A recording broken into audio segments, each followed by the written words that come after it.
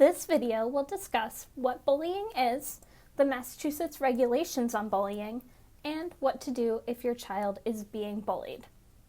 First, let's define bullying and how it's different from conflict. Bullying is the repeated use of a written, verbal, or electronic expression or a physical act or gesture, or any combination of these, directed at a victim that causes physical or emotional harm to the victim or the victim's property, places the victim in reasonable fear of harm, creates a hostile environment at school for the victim, infringes on the rights of the victim at school, or disrupts the education process or the orderly operations of a school. Bullying is different from conflict in several ways. First, with bullying, there is an imbalance of power. In conflict, both parties have equal power in the relationship. In bullying, there is also unwanted intentional acts of aggression on one side with the purpose of harming another person. With conflict, both sides are aggressive to each other. Bullying involves repeated incidences, whereas conflict is a one-time occurrence. In bullying, the victim is often left upset, while the bully is not. With conflict, both children are upset.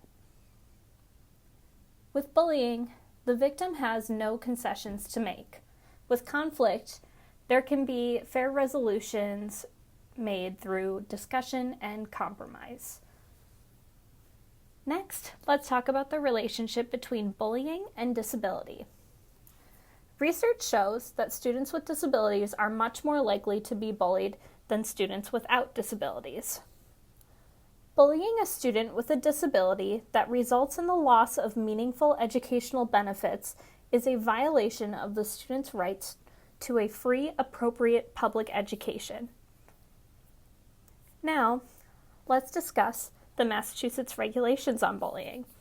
The Massachusetts regulations state that bullying is prohibited on school grounds, including on the school bus, at school functions, via school electronics, and off school grounds if the bullying has an adverse effect on the victim's education.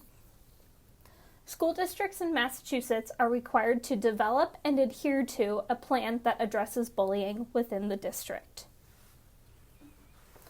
Next, you can use your child's individualized education program, or IEP, to address your bullying concerns. IEPs can be useful tools for bullying prevention. IEP goals can include skills and competencies that are needed to avoid and respond to bullying.